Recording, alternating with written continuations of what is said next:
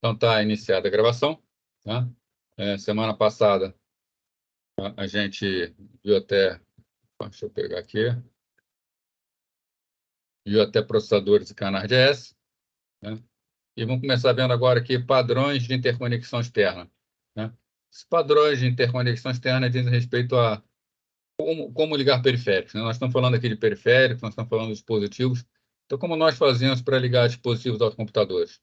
Né? Hoje em dia, basicamente, na área de microcomputadores, dois padrões dominam, né, que são o USB e o Bluetooth. Tá?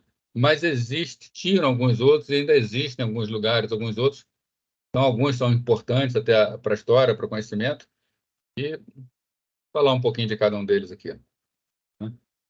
Começando, então, pelo que a gente tem aí de, talvez, o mais importante, que seja o USB.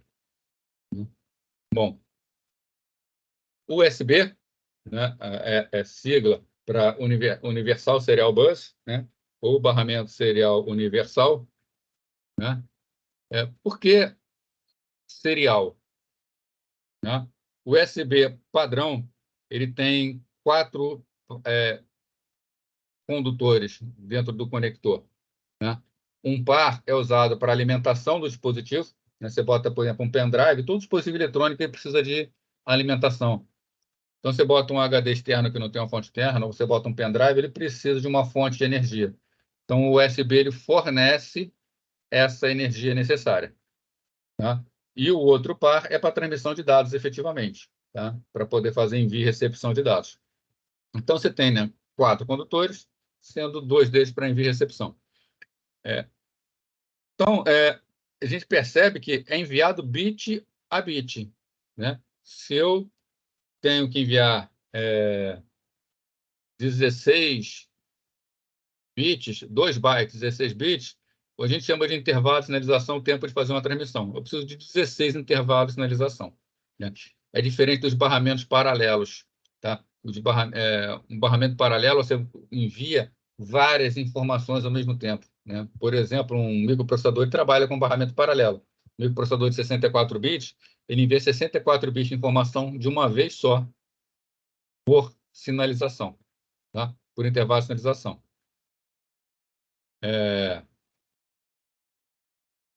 Já o USB não tem como fazer isso. Tá? Agora, por que isso? Né? Mais para frente eu vou comparar com o SCSI. Tá? O que acontece é que, obviamente, num intervalo de sinalização, é melhor a gente mandar vários sinais em paralelo. Né? Vamos imaginar assim, isso aqui é um intervalo de sinalização. Eu posso mandar alguma informação nesse intervalo. Um barramento USB, ele só pode mandar um bit. Ou ele manda 0, ou ele manda 1. Um barramento serial de 32 bits, por exemplo, tá? Ele manda 32 bits ao mesmo tempo, numa tacada só. Então, obviamente, em termos de quantidade de informação que se manda, é muito melhor ter um barramento paralelo do que um barramento serial. Tá? Mas o que acontece? Né? A transmissão paralela, ela também tem os seus problemas. Quando você faz muitas transmissões em paralelo, tá? Você tem vários problemas. Vou falar os 2 principais. Primeiro, interferência. Quando a gente começa a falar em velocidades muito altas, nós estamos falando em taxas de transmissões muito altas. Né? Não sei se vocês chegaram a estudar física, a propagação de ondas em física, interferência. Para você poder mandar um sinal de um ponto a outro, você tem que ter, no mínimo, um comprimento de onda de distância entre eles. Né? Se você tem esse comprimento de onda aqui, por exemplo, e aqui é o transmissor, você posiciona o receptor daqui para cá, o receptor consegue receber o sinal. Né? E se você posiciona o receptor para cá, você não tem comprimento, você não consegue receber o sinal. Então, quando você tem vários canais em paralelo, você tem a frequência muito alta, você, por mais próximo que esteja, você consegue provocar interferência entre eles. Então, interferência em alta frequência para canais paralelos é algo bastante complicado. Outra coisa é que a taxa de transferência é tão grande que, se algum dos canais tiver uma resistência um pouco maior que outra, vai prejudicar um pouco a passagem, ou até mesmo se é um caminho mais longo que o outro, você pode começar a misturar bits das várias sinalizações. Então, chega um ponto em que você não consegue ultrapassar determinada velocidade com barramento paralelo. Com o barramento serial, como é um bit de cada vez, esses efeitos não acontecem. Tá? Você não tem esses problemas. Então, o que acontece é que no barramento serial, você consegue mandar com uma frequência altíssima. E, no final das contas, a taxa de transmissão acaba sendo maior do que nos antigos barramentos paralelos. Então, antigamente, a gente usava barramento paralelo, hoje a gente usa barramento serial por uma série de questões de construção. O USB é um barramento serial. Né? Então, nós temos, né, o USB 1.0, né, que foi o primeiro criado, com uma taxa de transferência de 1,5 megabits por segundo, né, sendo que podia chegar até 12 megabits por segundo. Né? Veio o USB 2.0, né, com algumas alterações que levavam uma taxa de transferência até 480 megabits por segundo. Né? O 3.0 traz uma nova arquitetura, tá? Um novo conector, inclusive, tá? Uma nova forma de conectar, normalmente até azulzinho, tá? Que aumenta essa taxa de 480 para 5 gigabits por segundo. Tá? Mas todos os padrões são retrocompatíveis. Né? Então, se eu tenho um dispositivo, por exemplo, 1.0, eu posso ligar com cabo 3.0 sem problema. USB 3.1 chegando à taxa de 10 gigabits por segundo. Né? E o USB 4.0 traz até um novo conector, que é o USB-C. Você pode conectar em qualquer posição sem problema, que você consegue uma taxa de até 40 gigabits por segundo. Tá ok, pessoal?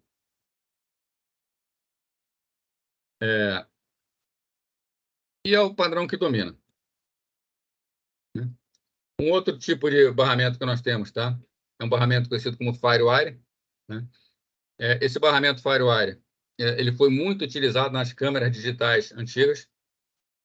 Só vou pedir desculpa para vocês, é só um minutinho, tá? Tem um problema aqui, eu preciso resolver ele rápido. Né? Só um minutinho, já volto aí.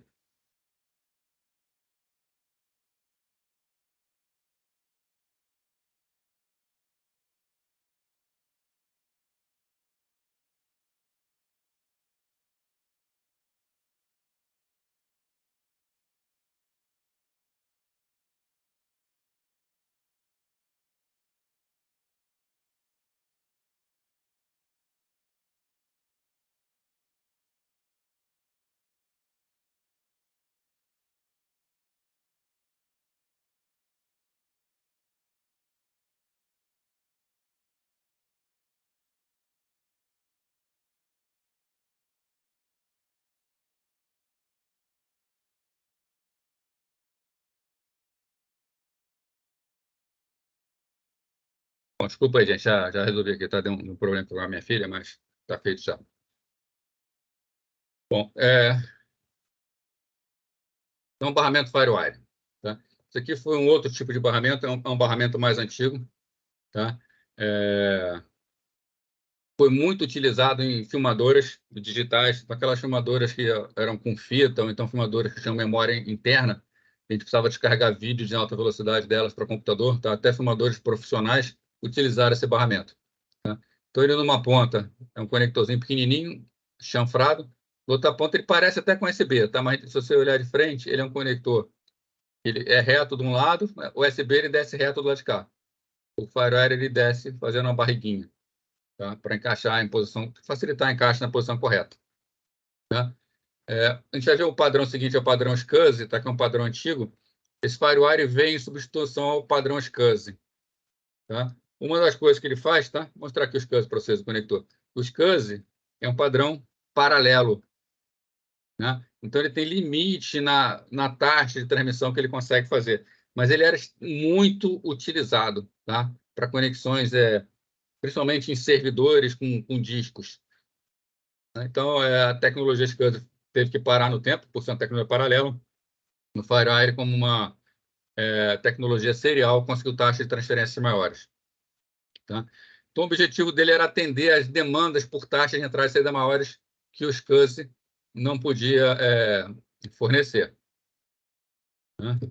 Bom, com FireWire a gente consegue conectar até 63 dispositivos numa única porta. Então, você consegue compartilhar 63 máquinas, né? E o que interessa mesmo dele é você conseguir uma taxa de transferência de 25 megabits por segundo até 3,2 gigabits por segundo, que é bastante superior às taxas que se tinham na época da criação do FireWire. Esse aqui é o padrão SCSI, Small Computer System Interface, né? Na época em que discos de computadores usavam a interface IDE, né? Então, nós tínhamos a interface conhecida como IDE, que era uma interface paralela para discos, que era utilizada para computadores domésticos, né? Como hoje, o IDE veio a ser substituído pelo SATA. Tá? Então, hoje os discos são SATA, né? Antigamente os discos eram IDE. Na época do IDE, tá? Veio o SCSI. Tinha o SCSI. O SCSI era para ligações de alto desempenho entre discos, principalmente. Tá? Então, era muito usado por servidores por causa do alto desempenho, tinha um protocolo melhor. Né? Então, era um padrão comum para conectar dispositivos periféricos, de disco, modem, impressora, normalmente era usado para discos, tá? E perdeu a popularidade por causa do USB e FireWire. Né? FireWire é dispositivo seriais mais velozes, né? Então, tomou o lugar dessas conexões paralelas. Né? Então, organização física é um barramento compartilhado de 16 ou 32 bits, desculpa, suportar até 16 ou 32 dispositivos, dependendo da geração dos SCSI. Né? A gente viu que o FireWire aqui expandiu isso para 63 dispositivos. Né?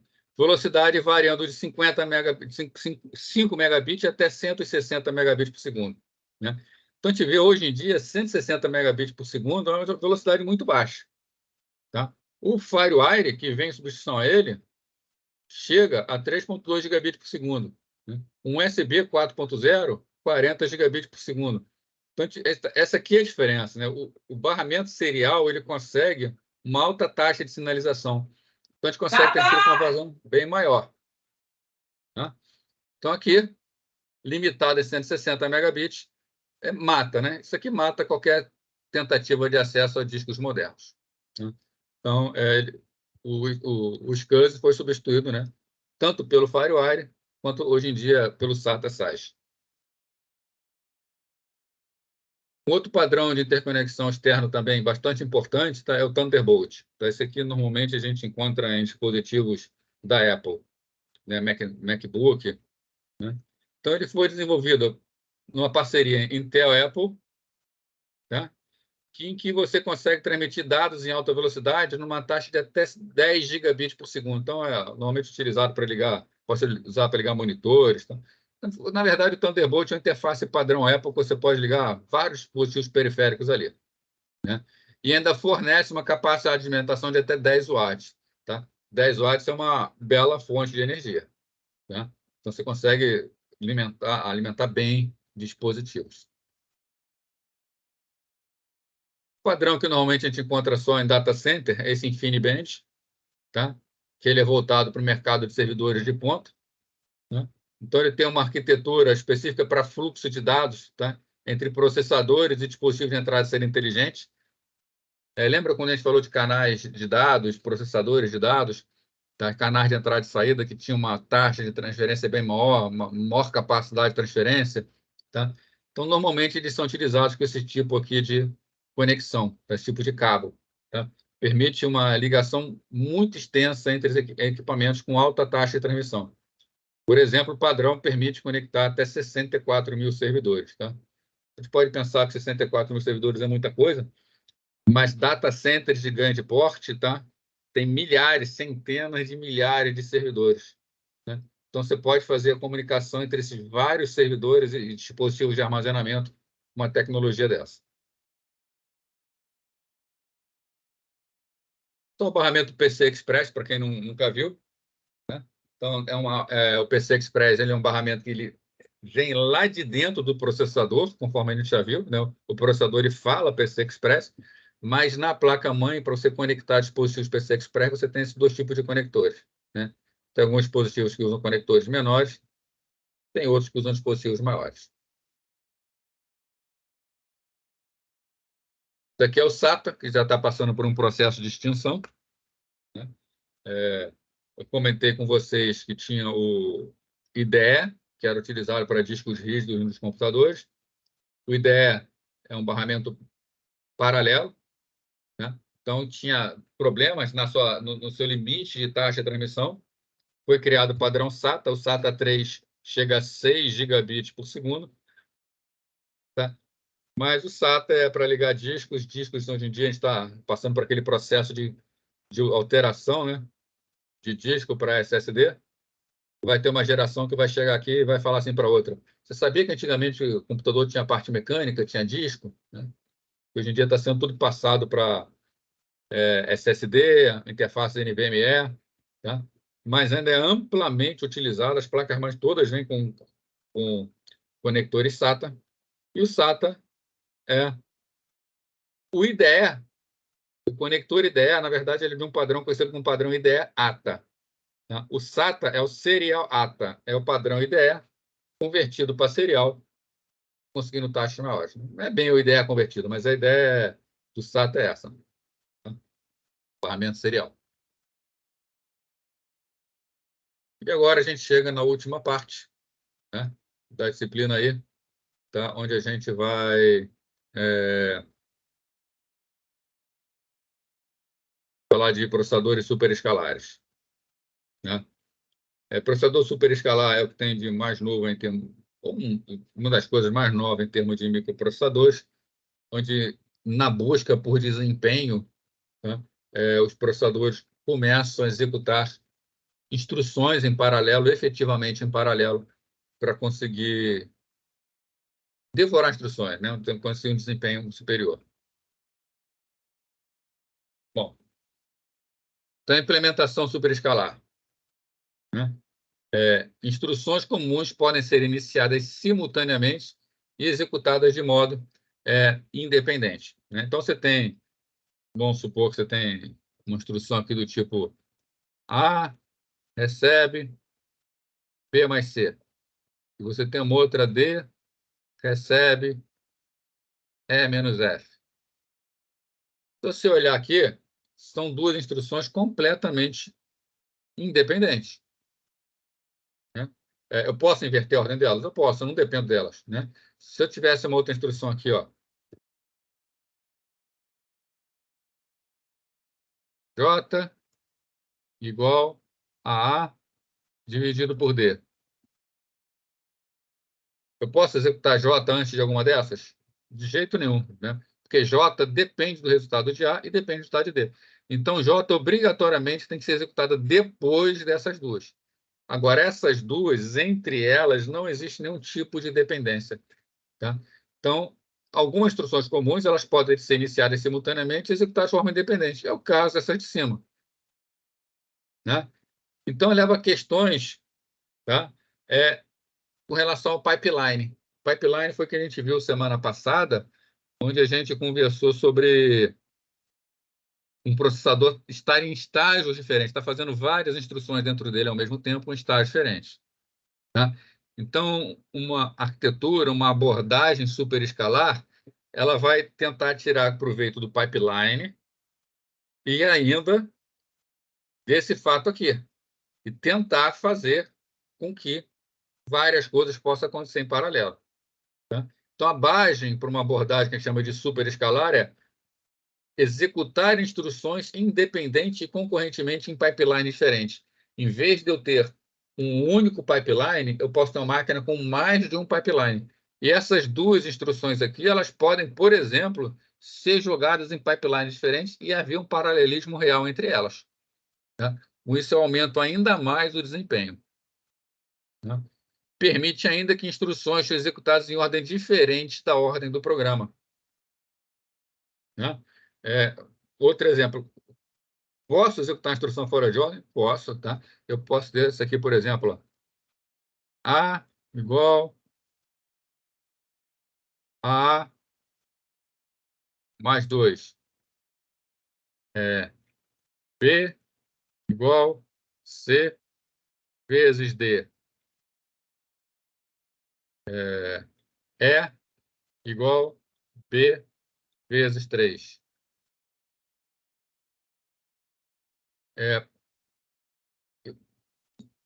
Por questões... essa aqui, ó, a primeira instrução ela só está cuidando da variável A, que não influencia em nada nas instruções seguintes. Tá? Porém, essa instrução E depende do resultado da instrução B. Né? Eu posso, então, por questões de desempenho, fazer o seguinte: para que E seja executada, eu já preciso do resultado de B. Como B não depende do resultado de A, eu posso simplesmente chegar aqui, né, jogar B para frente de A. Dessa forma, eu executo primeiro essa instrução que dá o resultado em B, depois eu executo essa instrução, e quando chegar na hora dessa aqui entrar no pipeline, ela já entra no pipeline na posição favorecida, porque ela não está entrando logo depois de B. Então, quando ela precisar do resultado de B, ela já tem o resultado pronto. Tá? Então, eu posso modificar a ordem de execução de instrução se isso vai facilitar o meu processamento. Né? Então, permitir que sejam executados em uma ordem diferente da ordem do programa. É muito complexo essa análise? É bastante complexo, ainda mais que tem que ser bem rápido. Né? Mas os processadores atuais eles fazem esse tipo de análise. Compiladores também vão ajudar bastante nesse aspecto. Tá? Por exemplo, isso aqui é tão óbvio que o próprio compilador ele já gera o código para mim. Tá? Isso aqui estaria numa expressão, isso aqui estaria em outra expressão. O compilador gera o código nessa hora. Chega no momento da otimização, o compilador vai ver, opa, eu tenho aqui muito próximo instruções que interdependem. Eu vou inserir aqui no meio, eu vou inverter a ordem para facilitar o trabalho do pipeline. Né? Então, a otimização tem que ser um trabalho de vários. Então, na organização escalar tradicional, né, a gente tem uma unidade funcional e um pipeline único, né, para as operações, né, inteiras e um par de operações de ponto flutuante. Né?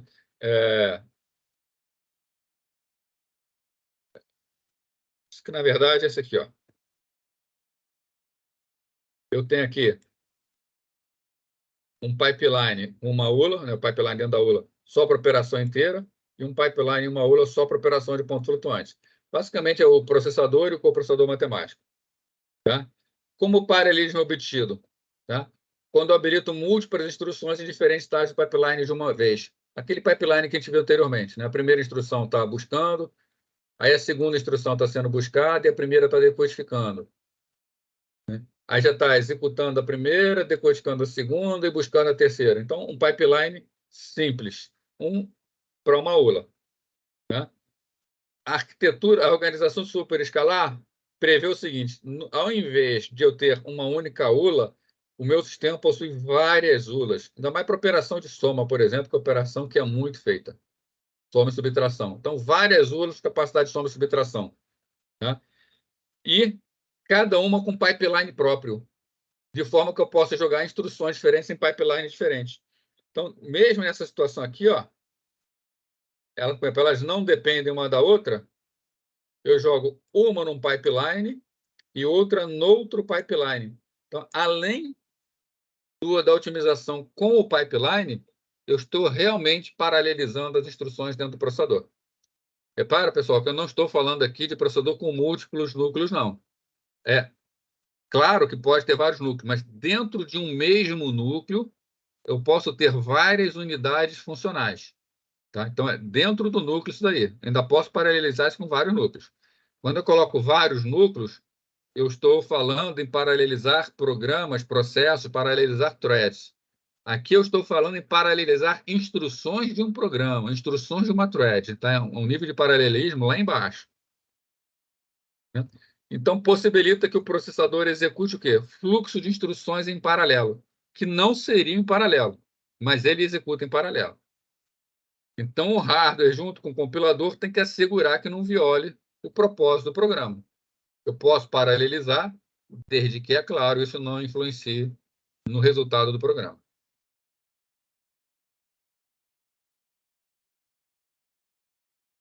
Bom, isso aqui é, então, deixa eu voltar aqui, tá?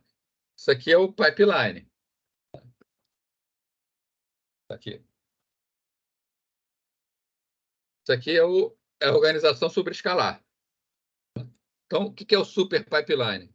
Explora o fato que múltiplos estágios executam tarefas que requerem menos que a metade do ciclo do clock. Tá?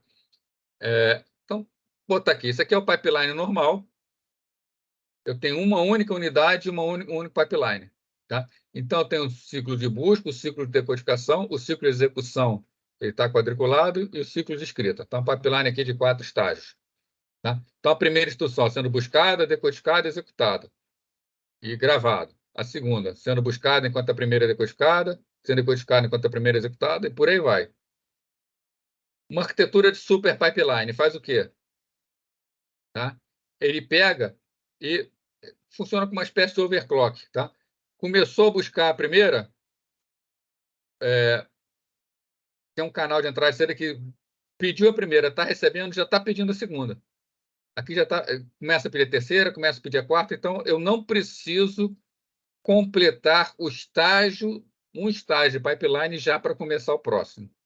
Tá? Então tem que ser uma arquitetura muito bem montada, que aqui, por exemplo, nesse momento aqui, ó, eu tenho 2 funções sendo executadas paralelamente. É claro que para isso cada uma tem que estar numa unidade funcional diferente. Tá? Uma arquitetura superescalar, ela me permite fazer efetivamente coisas ao mesmo tempo. Então, eu posso estar buscando 2 instruções, eu posso estar decodificando 2 instruções, eu posso estar executando 2 instruções. Então, são arquiteturas bem mais complexas. E a grande complexidade é responder a pergunta: posso fazer isso? Essas instruções, elas dependem uma da outra? Né? Então, quais são as limitações? Primeiro, dependência verdadeira de dados. A instrução seguinte não pode depender do resultado da instrução superior. Né? Ou seja, não pode haver dependência entre essas instruções. Né? Dependência procedural. A instrução seguinte não pode depender do desvio condicional, que é toda aquela questão que a gente já discutiu sobre desvios condicionais. Né? Não adianta eu buscar 2 instruções, botar cada uma um pipeline, se a primeira for um desvio. Mata a segunda. Tá? Então, tem que ter cuidado com desvios condicionais. Conflito de recursos. Né? 2 ou mais instruções querem o mesmo recurso. Por exemplo, as 2 querem acessar a mesma região de memória. Né? Para trabalhar com uma arquitetura superescalar, você precisa de acesso paralelo à memória. Se as 2 quiserem acessar a mesma célula ou a mesma região, não vai dar para executar. Uma vai ter que esperar. Aqui, dependência de ser da mesma coisa, só que no momento é para gravar e não para ler. E a chamada antidependência. Tá? A instrução seguinte não pode modificar o valor que ainda será utilizado pela instrução anterior. Né? Eu mudo uma instrução de ordem, então a instrução seguinte não pode modificar alguma coisa que vai ser utilizada pela anterior, porque razões óbvias, né? A lógica do programa.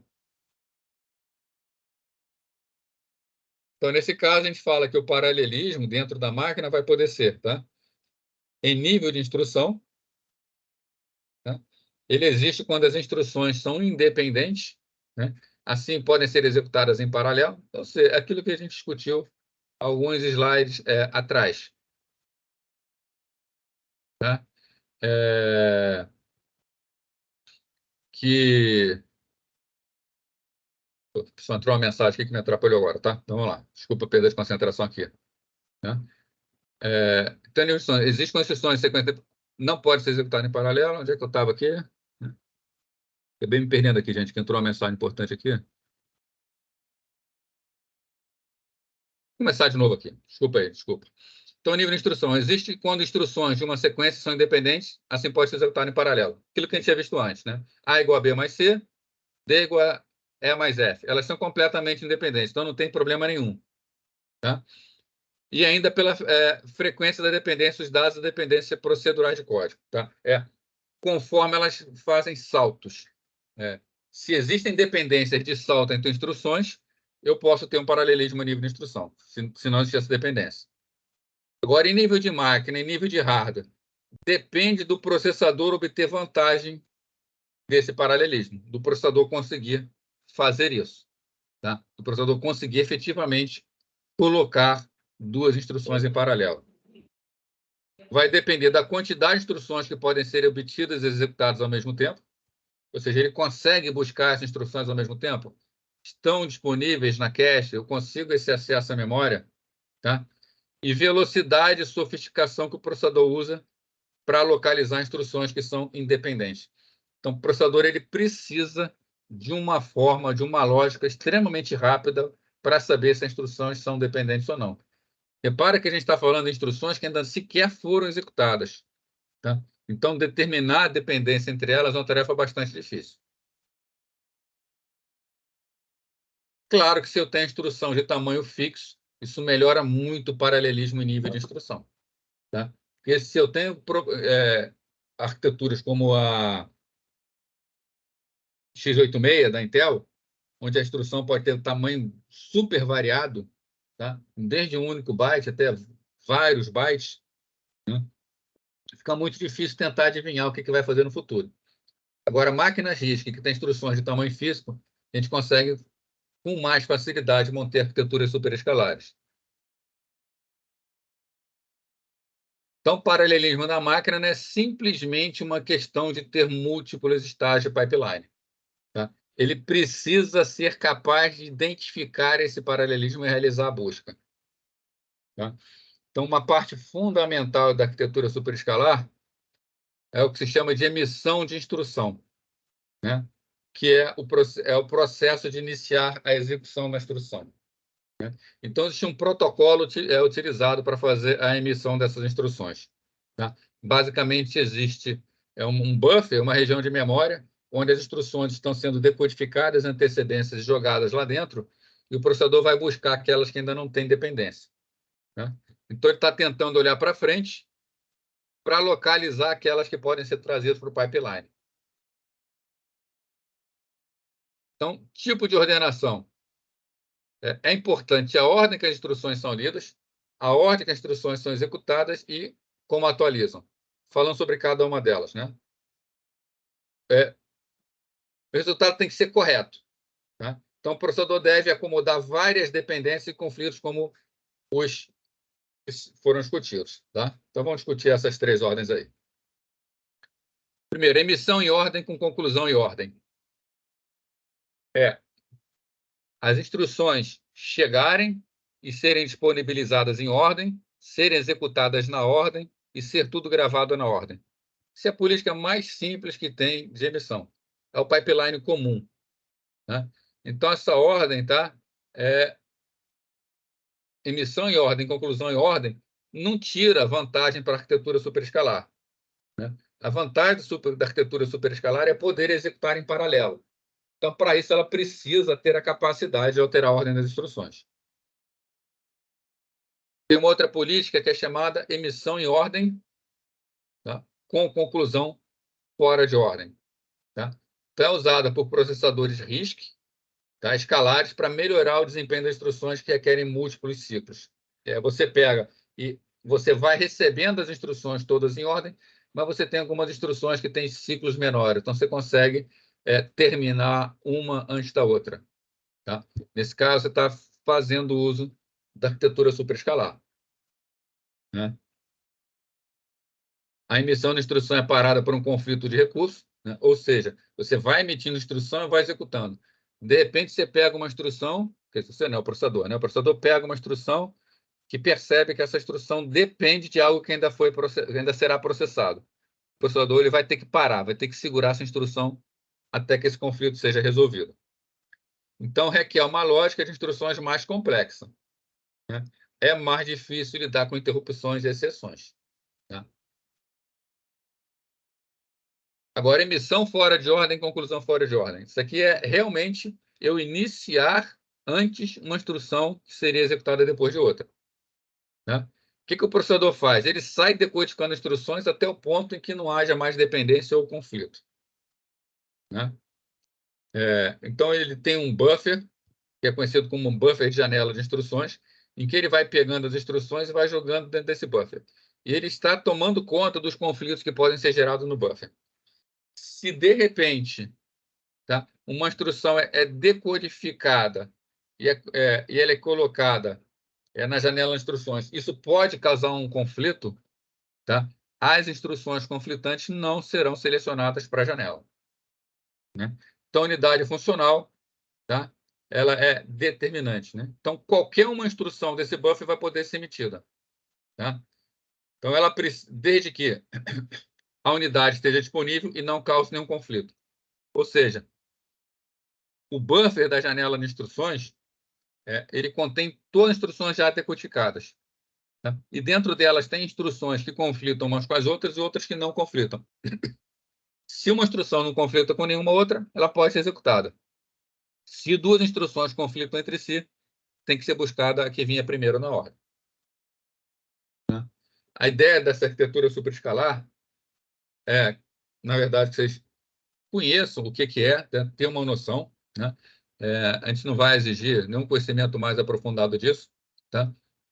O que é a gente busca que vocês conheçam de arquitetura superescalar, né? Se alguém mais para frente precisar de estudo mais aprofundado, tudo bem, desce nesse nível de aprofundamento.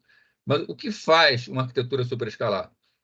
Basicamente, uma arquitetura superescalar, ela sempre que existe a possibilidade de buscar mais uma instrução, ela busca. Ela faz uma rápida decodificação dessa instrução, não uma decodificação a nível de execução, mas uma decodificação a nível de saber o que ela precisa. Ela precisa de variáveis que ainda serão obtidas por outras instruções que ainda não foram executadas, então elas estão gerando conflito, elas não podem ser postas à execução. Agora, não, elas não precisam, tá? De recurso, não conflito com o recurso, pode ser executado a qualquer momento. Elas poderão ser executadas, tá? Mesmo nesse aspecto, nós podemos ter dentro do buffer a seguinte situação: uma instrução que é completamente independente das outras que estão no buffer e uma instrução que eu vou botar assim, ó, tá? Aqui uma instrução A, B, A, uma instrução B e uma instrução C. Todas elas estão dentro do buffer de instrução. Mas a instrução C, ela depende da instrução B. Vou botar uma seta de dependência assim, tá? Então, quais são as instruções elegíveis para serem executadas aqui? A e B. C não pode ser executada porque ela está na dependência de B. Qual das duas seria executada, A ou B? Tá?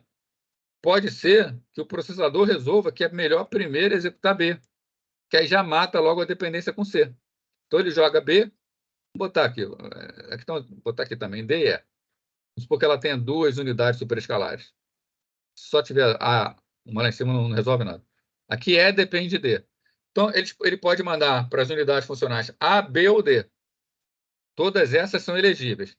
C e E não podem ir porque elas têm dependência ainda. O que vai acontecer? Se o processador jogar B e A, ele resolve A, resolve B, libera C, mas a dependência de E vai continuar, tá? Talvez seja melhor para o processador mandar B e D, mesmo que A tenha vindo antes, que ele libera logo a dependência de C com E. Já libera essas dependências. Então, a decisão da próxima instrução a ser executada vai depender muito, tá? Do algoritmo que tem dentro do processador, das circunstâncias que vão ser geradas, das novas dependências que podem ser geradas. Podem ter dependências em cadeias aqui atrás também, né? Que A, por exemplo, tem uma outra instrução que depende dela, que depende também de C, que depende também de E. Então, o processador tem que estar dinamicamente, constantemente, tomando essas decisões. Claro que se o compilador puder facilitar e já colocar as instruções numa ordem que facilite a arquitetura, melhor, né? Então, o trabalho dos compiladores também é importantíssimo. Uma arquitetura superescalar, ela é conhecida, né? Quando ela foi criada, ela tinha o apelido de devoradora de instruções, tá? Porque ela puxava instruções muito rapidamente. Puxava, não, puxa. Ela puxa instruções muito rapidamente para dentro do processador. E dentro do processador tem ali dezenas de instruções aptas a serem executadas. E ele está decidindo a ordem mais eficiente para executar cada uma, mesmo que coloque fora de ordem, tá? Então, o compilador tem muito a contribuir nisso. Que se as instruções já entrarem dentro do buffer, numa ordem que facilite a decisão é tomada mais rápido, o processador é mais rápido. Então, tem que ser um trabalho feito em conjunto aí. Bom, gente, com isso aí, a gente termina o nosso conteúdo.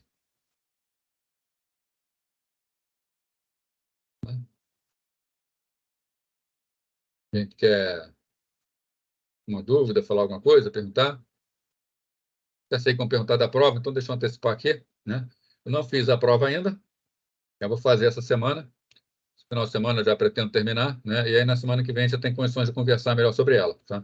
Mas eu já coloquei no Canvas o conteúdo que vai cair na 2 e o conteúdo que vai cair na 3, tá? Então não impede de quem quiser já ir adiantando e vendo lá.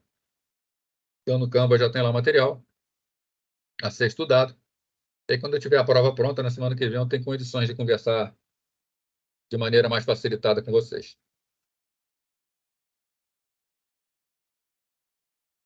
E aí, gente, mais alguma dúvida aí? Mais uma pergunta? Ou alguma pergunta?